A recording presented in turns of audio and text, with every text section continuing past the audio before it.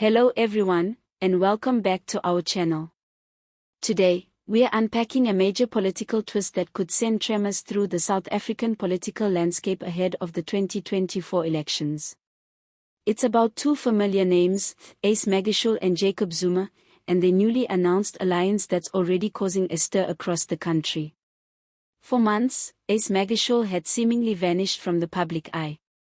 Once the powerful Secretary General of the ANC, a keymaker in his own right, and a central figure in the now-fractured RET faction, Magashule was booted out of the ruling party amid a cloud of corruption allegations and internal warfare.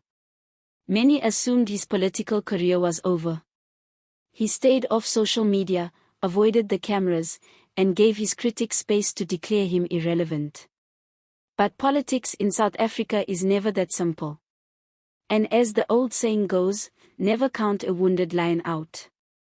This week, Magashule roared back onto the national stage, not alone, but in a dramatic alliance with none other than former President Jacob Zuma's newly formed MK Party.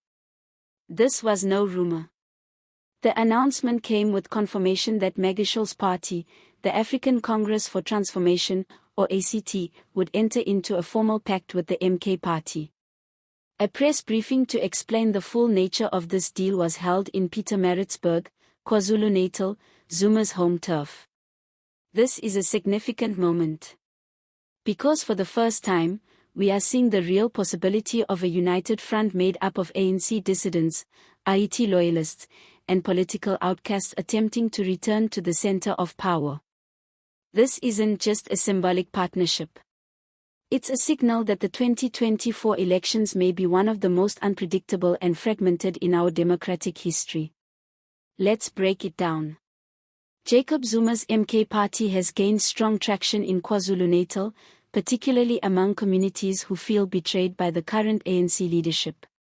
Zuma's arrest in 2021 sparked unrest, and since then, he has continued to style himself as a victim of political persecution. The MK Party, though mocked by some as a fringe movement, has attracted serious attention and support on the ground.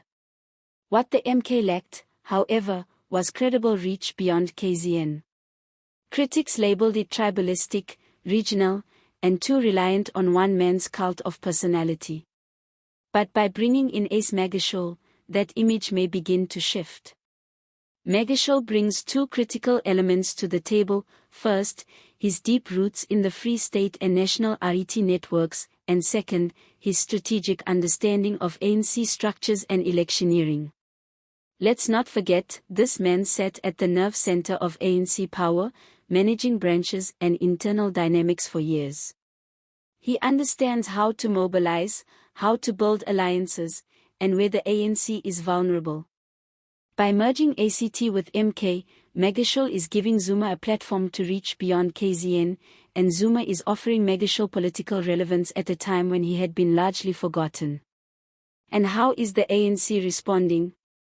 With visible discomfort. According to insiders, ANC members were blindsided by the announcement. While some downplayed the alliance as a desperate move by two political has-beens, others sounded the alarm, warning that if left unchecked, the MK-ACT alliance could siphon off enough votes to weaken the ANC's national majority. Some on social media have gone even further, calling this the beginning of a coalition of chaos. Critics argue that two leaders with long-standing corruption allegations cannot present themselves as saviors of the nation. They describe the alliance as opportunistic, built on revenge rather than reform. Some ANC supporters even called it the gathering of political ghosts. But others, especially those disillusioned with the Ramaphosa-led ANC, see it differently. They see this as a resurrection of RET principles, radical transformation, economic justice, and internal ANC grievances being addressed through alternative structures. Now, let's consider the numbers. The ANC has already seen its support drop below 50% in local elections.